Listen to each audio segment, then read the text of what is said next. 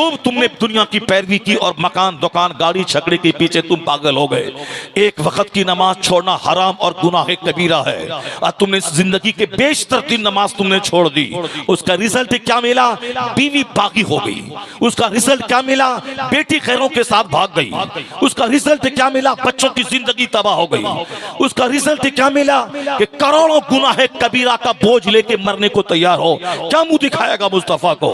तो मकान दुकान ईमान वल इस्लाम वस्सलातु वस्सलामु अला सय्यिदना मुहम्मदिन नबिय्यिल लज़िस्तान क़ज़ना बिही मिन इबादतिल औसान वल असनाम व अला आलिहि व अस्हाबिहि नुजबाइल बररतिल किराम। अम्मा बअद फ़अऊज़ु बिल्लाहि मिनश शैतानिर रजीम। बिस्मिल्लाहिर रहमानिर रहीम। किताबुन अंज़लनाहु इलैका मुबारकुन लियद्दब्बरू आयातिही व लियतज़क्कर उलुल अलबाब। सदक़ल्लाहुल अज़ीम। वक़ाल नबी सल्लल्लाहु अलैहि वसल्लम इन्नल्लाह यरफ़अु बिहाज़ल किताब अक़वामन व यदअु बिही आख़रीन।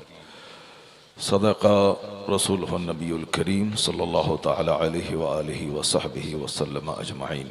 एक बार मोहब्बत से दुरूद शरीफ पढ़ें। अल्लाहुम्मा सल्लि अला सय्यदना व मौलाना मुहम्मदिन मअदनिल जूद वल करम व आलिहि व बारिक वसल्लिम सलातन व सलामन अलैका या रसूलल्लाह। जो लोग चले गए उसे जाने दें और जो लोग बैठे हुए हैं वो आराम से बैठ जाएं। अभी रात के 2-3 नहीं बजे हैं। अभी आपके सामने एक लंबी रात बाकी है। अभी तो आपने असद भाई की नात सुनी है। असद भाई की नात आज मैं लगभग 20-25 साल से सुन रहा हूँ और 25 साल पहले जो इनकी आवाज़ में जाज़बियत थी, जो शीरीनी और मिठास थी, छोड़ दिया आपको भी 2.5 घंटे बोलूँगा हाथ में रख कर हटे ना उसको, हटा दीजिए उसको। जो जाज़बियत थी और जो मिठास थी, आज 25 साल के बाद भी वो मिठास मौजूद है। सुभान अल्लाह। ये नाते रसूल पढ़ने का इनाम है असद भाई को, माशाअल्लाह। वो इनाम ऐसा इनाम है कि लोग जवान होते हैं तो आवाज़ कमज़ोर हो जाती, बूढ़े होते हैं तो आवाज़ कमज़ोर हो जाती है, लेकिन ये बुढ़ापे की तरफ बढ़ रहे हैं और इनकी आवाज़ जवानी की तरफ लौट रही है। सुभान अल्लाह, सुभान। जब शुरू में खड़े होते हैं तो लोग समझते हैं कि शायद असद भाई आज कमज़ोर हैं, 2-4 जलसे से थक के आए हैं, इसलिए हो सकता है कि आज शायद वो जम के नहीं पढ़ पाए। मगर आला हज़रत के कछार का ये शेर धीरे धीरे जब आगे की तरफ बढ़ता है तो ऐसा लगता है कि जैसे कई दिन से आराम करके आज के जलसे के लिए ही पढ़ने वाला है। सुभान अल्लाह, सुभान अल्लाह। अल्लाह तबारक व तआला इन्हें मरते दम तक नाते रसूल मकबूल पढ़ने की तौफीक अता फरमाए। और हम लोग तकरीर के ज़रिए जो मसले के आला हज़रत का पैगाम पहुँचाते हैं, असद भाई मंजूम कलाम के ज़रिए वही पैगाम पहुँचाते हैं। इसलिए इनकी पज़िराई और मकबूलियत में कोई कमी नहीं आई, अल्हम्दुलिल्लाह। और मैं अक्सर बेशतर कहता हूँ कि आप सब भी दिल की बीमारी को दूर करने के लिए नाते पाक कसरत से पढ़ा करें। आजकल पूरे हिंदुस्तान नहीं, पूरी दुनिया में जो दिल का मर्ज़ है बढ़ता जा रहा है, जिसको आप हिंदी में हृदय रोग कहते हैं, उसी को अंग्रेज़ी में आप हार्ट डिजीज़ कहते हैं। दिल्ली में एक कोने से दूसरे कोने तक जाएं, कभी हम लोग गुजरते हैं तो देखते हैं हर तरफ बड़े बड़े हॉस्पिटल सिर्फ हार्ट डिजीज़ के हैं, दिल की बीमारी के। और हैदराबाद में भी बहुत सारे हॉस्पिटल हैं जो हार्ट डिजीज़ के लिए मखसूस हैं। और मैं ताज्जुब के साथ हैदराबाद के एक हॉस्पिटल में देखा, लिखा हुआ था कि दवाइयों से बेहतर दिल का इलाज अल्लाह के जिक्र में है। हॉस्पिटल में लिखा हुआ था। और यही पैगाम हमारे उलमा देते हैं कि करोड़ों रुपए की दवाई से वो फ़ायदा नहीं होता है जो दिलों के मर्ज को मुस्तफ़ा के नाम से फ़ायदा पहुंचाता है। आपको यकीन नहीं आए तो आप भी नात पढ़ना शुरू कर दें। जो दिल के मरीज़ हैं उनको कह दें कि आप नात पढ़ें। नात पढ़ने की वजह से जो उनके दिल को चैन मिलेगा, जो 2-4 साल के बाद अच्छे होने वाले होंगे वो 2 महीने के अंदर अच्छे हो जाएंगे। चूँकि नाते नबी और अल्लाह के जिक्र से दिल को बहुत सुकून मिलता है। जब कभी आप गम में घिर जाएं, मुसीबतों में, उलझनों में, मेरी माँ बहन बेटियाँ बहुत सेंसिटिव होती हैं, वो हसास होती हैं, थोड़ी मुसीबत से घबरा जाती हैं। थोड़ी मुसीबत आई शौहर से लड़ने लगती हैं, थोड़ी सी मुसीबत आई तलाक का मुतालबा करने लगती हैं, थोड़ी सी मुसीबत आई जहर खा के मरने को तैयार हो जाती हैं। मैं उन सभाओं से भी कहता हूँ कि कोई इस दर्द का इलाज तुमको नहीं देगा और किसी हॉस्पिटल में इसका इलाज नहीं है। बस एक ही इलाज है कि जिस वक्त गुस्सा आए उस वक्त खामोश हो जाओ और ज़बान पे अल्लाह का जिक्र जारी कर दो। जिस वक्त लगे कि ससुराल में अब मेरा जीना मुश्किल है, बस उस वक्त इबादत को कसरत से बढ़ा दो। यही लगता है ना कि शौहर मेरा दुश्मन हो गया, यही लगता है ना कि सास मेरी दुश्मन है, यही लगता है ना कि अब इस 4 दीवारी में रहना मेरा मुश्किल हो जाएगा, अब मैं जहर खा के जान दे दूंगी, घर लौट के नहीं जा सकती चूंकि वहां माँ बाप भाई बहन सब गरीब हैं, अब ससुराल भी मेरे लिए तंग हो रहा है। जब तुम जान ही रही हो कि न शौहर मेरी तरफ तवज्जो दे रहा है, मेरे बाप भाई सब गरीब हैं, मेरी सास, मेरे देवर, मेरी ननद सब मेरे दुश्मन हैं, ये उनकी थिंकिंग में बयान कर रहा हूँ। वो इस तरह घर में रहती ससुराल में जैसे उनका कोई नहीं है, ये उनकी कमजोर सोच है। मगर मैं उनको कहता हूँ जब लग रहा है कि कोई तुम्हारा नहीं है तो फिर ऐसे वक्त में अपने खालिक, अपने मालिक को याद करो। जब कोई नहीं है तो अपने रब को याद कर, और जब तुम कसरत से अल्लाह को याद करोगी तो शौहर भी तेरा है, सास भी तेरी है, ननद भी तेरी है, देवर भी तेरे हैं, ससुराल अपने घर से ज्यादा तुम्हारे लिए प्यार देगा। शर्त है कि तुम कसरत से अल्लाह का जिक्र करो। इसलिए इबादत को बढ़ा दो, सजदे को बढ़ा दो, और तौफीक दे तो हुजूर पे कसरत से दुरूद को बढ़ा दो। दुरूद पाक हर मुसीबतों का बेहतरीन इलाज है। मुसीबतों की जड़ें कट जाती हैं जब मर्द हो या औरत हुजूर पर कसरत से दुरूद भेजता है। और थोड़ा सा और आगे इश्क बढ़े तो नबी की नात शुरू कर दो, और नबी की नात अब आवाज मर्दों के कान तक ना पहुंचे। तन्हाई में दुरूद पढ़ते पढ़ते बोलो वाह क्या जुदो करम है शहे बतहा तेरा, नहीं सुनता ही नहीं मांगने वाला तेरा, मैं तो मालिक ही कहूंगी कि हो मालिक के हबीब, नहीं महबूब व मुहिब में कोई मेरा तेरा। तुम ये बोलो अपने घर में, हुजूर मैं तो मालिक ही कहूंगी आपको कि आप मुहिब और महबूब में कोई मेरा तेरा नहीं। तुम बोलो और आंख से आंसू बहाओ। ससुराल वालों से जंग करने में जो आंख से आंसू के कतरे निकलते हैं उस आंसू के कतरे को रोक दो।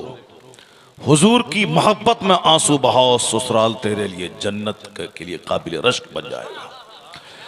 तुम्हारा ससुराल काबिल रश्क बन जाएगा, उसको तुम अपना एक मुस्तकिल ठिकाना समझोगी।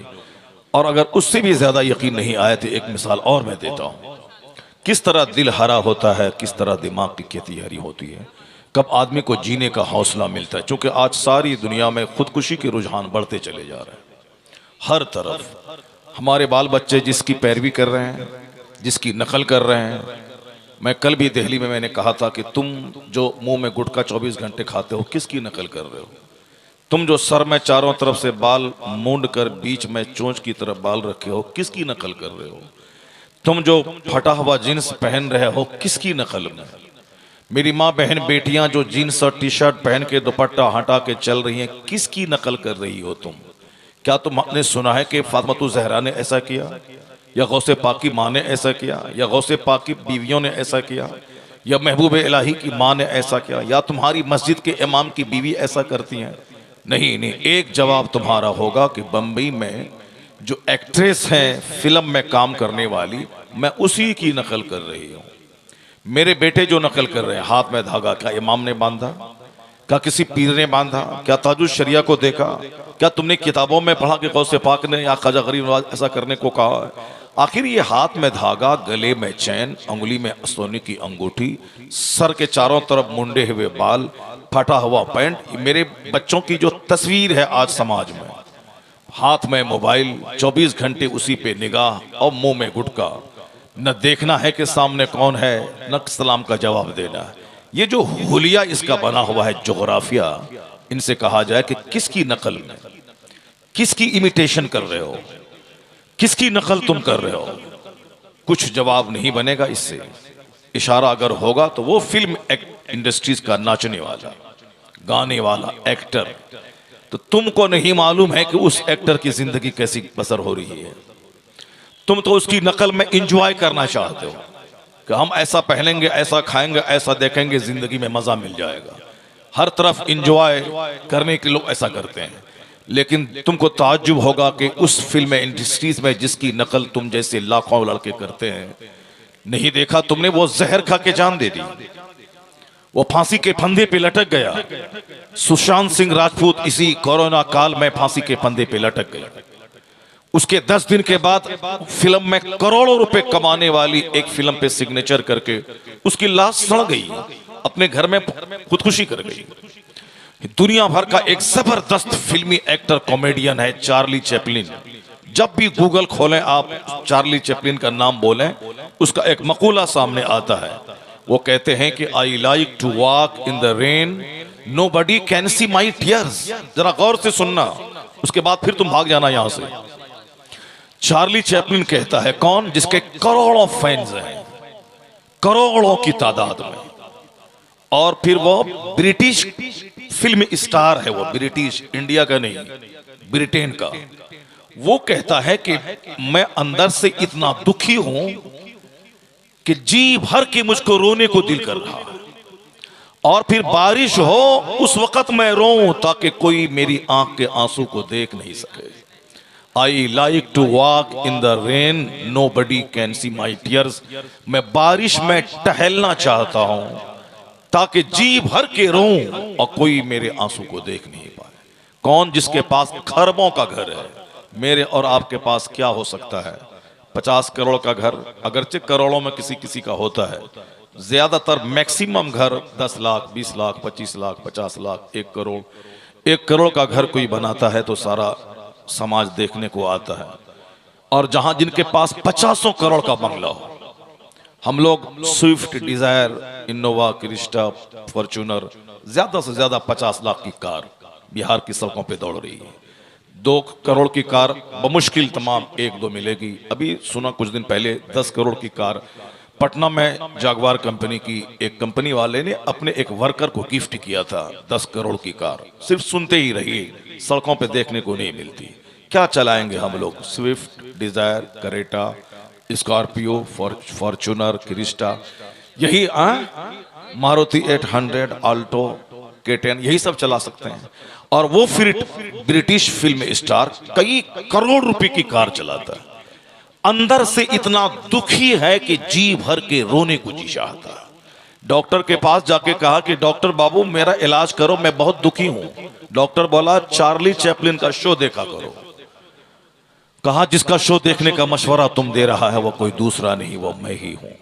डॉक्टर खुद गमज़दा हो गया कि जिसका शो देखकर मैं अपना टेंशन दूर करना चाहता हूं, यह शख्स अंदर से इतना दुखी है, तो क्या फटा हुआ पैंट पहनना, क्या जोकर की तरह बाल रखना, क्या गुटखा खा के क्या इंजॉय करना चाहते हो? नहीं है सच्ची खुशी किसी एक्टर के पीछे पागल होने में।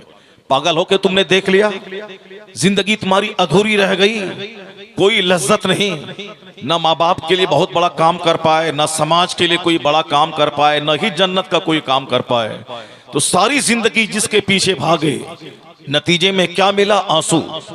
नतीजे में क्या मिला? खुदकुशी। नतीजे में क्या मिला? वहां से कौन सा तोहफा मिला? जहर खुरानी का, खुदकुशी का तोहफा, आग में जल जाने का तोहफा, पुल से नदी में कूद जाने का तोहफा, माँ बाप को कत्ल कर देने का तोहफा। नहीं सुना? बाजू पड़ोसी मुल्क नेपाल है, उस नेपाल के राजघराने का एक लड़का सिर्फ एक लड़की से मोहब्बत करके अपने खानदान के 17 लोगों का कत्ल कर दिया उसने। 17 लोगों का, राजघराने का लड़का जिसकी हुकूमत थी नेपाल में, और आज वहां उसकी हुकूमत खत्म हुई, बादशाहत ही खत्म हो गई। अपनी फैमिली के साथ 17 लोगों को उन्होंने कत्ल किया सिर्फ एक लड़की की खातिर। अब आप बताएं कि क्या मिला? उस फिल्म के एक्टर की पैरवी करके तुमने अपना घर उजाड़ डाला, माँ बाप की सारी उम्मीदों पे पानी फेर दिया, समाज में माँ बहन बेटियों की इज्जतें नीलाम हो रही, जिनाकारी शबाब पे आ गई, उसकी नकल करके घर घर में आग लग गई, जिंदगी का सुकून खत्म हो गया। ये जलसा तुम्हें आवाज दे रहा है कि जिसकी नकल करके तुम अपनी जिंदगी को तबाह कर डाले, अब यू टर्न ले ले जिंदगी में, वापस आ जा। नहीं है उसकी पैरवी करने में खुशी, अब वापस लौट जा। जो तुम्हें यहां खुशी देंगे, जो मरने के बाद खुशी देंगे, जो तन्हाई में खुशी देंगे, वो एक जात है नामे मोहम्मद। मुस्तफा से सच्ची मोहब्बत कर ले, फिर देखना यहां जिंदगी में चेहरा खिला रहेगा, मरने के बाद हुजूर की शफाअत से जन्नतुल फिरदौस में दाखिला हो जाएगा। नहीं नौबत आएगी खुदकुशी की, नहीं नौबत आएगी जहर खाने की, नहीं नौबत आएगी अपनी माँ और अपने बाप को पिस्तौल से मारने की, नहीं नौबत आएगी सारी जिंदगी अपने पड़ोसी से केस लड़ते हुए कचहरी जाने की, नहीं नौबत आएगी तलाक की और न तकरार की, नहीं नौबत आएगी खतरनाक अमराज की।